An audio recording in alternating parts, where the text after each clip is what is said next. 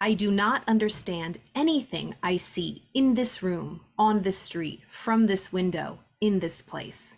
Hello, I'm Carla, psychotherapist and mindset coach, and on this channel, I help you get unstuck and reach your goals by exploring topics that shift your mindset so you can live your highest potential. We are on chapter 3 today of A Course in Miracles workbook. I do not understand anything I see in this room, on this street, from this window, in this place. I'm going to read from my book, From A Course in Miracles. It's the edition from the Foundation for Inner Peace. And then I'm going to read from this book, A Journey Through the Workbook of A Course in Miracles from Ken Wapnick to further understand this lesson. Let's dive in. I do not understand anything I see in this room, on this street, from this window, in this place. Apply this idea in the same way as the previous ones without making distinctions of any kind. Whatever you see becomes a proper subject for applying the idea. Be sure that you do not question the suitability of anything for application of this idea. These are not exercises in judgment. Anything is suitable if you see it. Some of the things you see may have emotionally charged meaning for you. Try to lay such feelings aside and merely use these things exactly as you would anything else. The point of the exercises is to help you clear your mind of all past associations, to see things exactly as they would appear to you now, and to realize how little you really understand about them.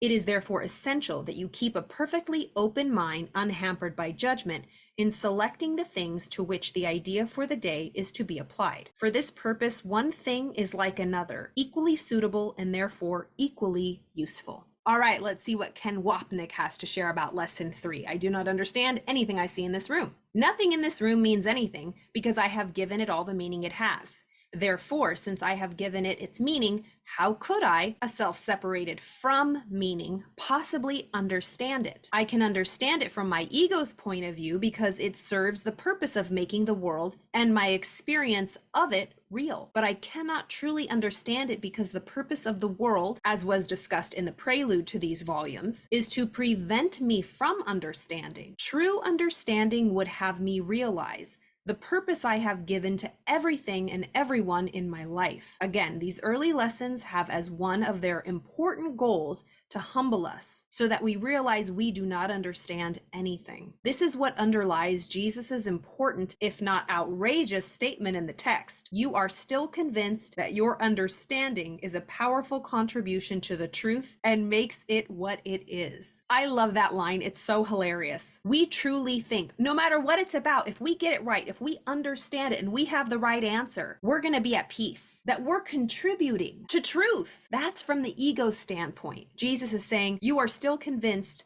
that your understanding is a powerful contribution to the truth and makes it what it is. The lesson begins with the emphasis on indiscriminateness we have already seen. Applying this idea to the same way as the previous ones without making any distinctions. This means I do not understand anything, nada. And let's be honest with ourselves, that does not make sense to our logical or ego mind, our human mind. Nothing means anything. I don't understand what anything means.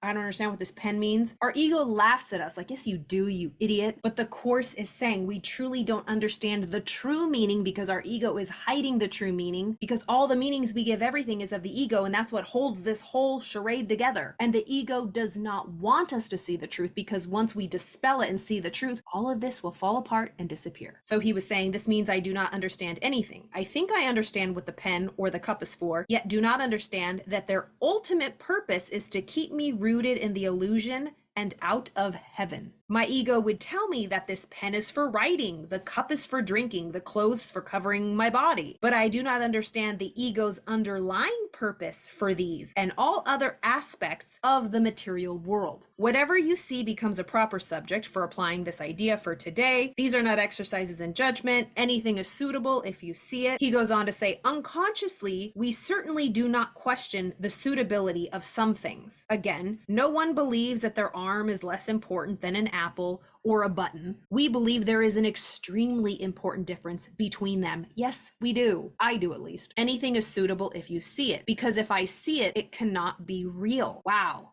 Anything we see.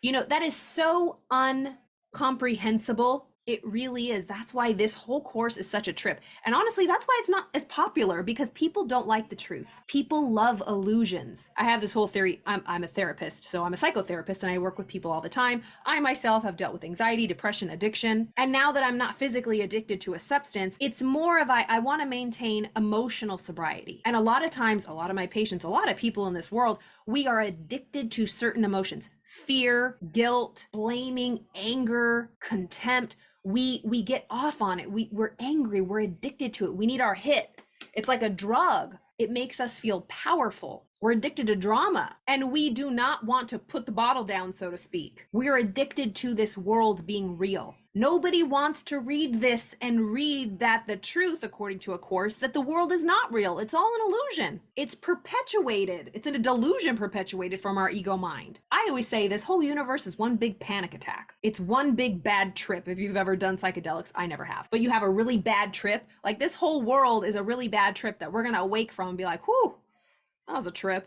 So again, that's why, if you ever wonder why a course isn't more popular, that's why, because these are outrageous, radical thoughts that actually science and AI is catching up with, that this really is a hologram or whatever they're calling it. It's an illusion, like it's all coming from our minds. But really, that's what A Course in Miracles is saying. Okay, let's carry on. Anything is suitable if we see it, because if I see it, it cannot be real. That is because we see with our eyes, and our eyes, as indeed all of our sensory organs, were specifically made not to see. In other words, they were made by the ego to look outside of the mind, while true vision is only within the mind. Let me just read that again. So anything we see with our eyeballs cannot be real, because we see with our eyes, and our eyes, as with all of our five senses, anything we hear, see, smell, taste, touch, were specifically made not to see true reality, because these are meant to see out here, and out here is illusion. So whatever we see with this is illusion, because these were made to see with illusion, because these are an illusion. In other words, they were made by the ego to look outside of the mind, while true vision is only within the mind. It is the fundamental unreality that unites everything in this world. Wow. Some of the things you see may have emotional meaning for you. Try to lay such feelings aside if you come across anything during these practices. What is helpful about these lessons, if you pay careful attention to them, is that they will bring to the surface all our unconscious and hidden values, similar to the projective tests used by psychologists to help understand the underlying dynamics of a person's psychological disorder. We shall see this theme reflected in the lessons to come. So the point of the exercises is to help us clear our mind of all past associations that we have. It's therefore essential that we keep a perfectly open mind, unhampered from judgment. For this purpose, one thing is like another, equally suitable.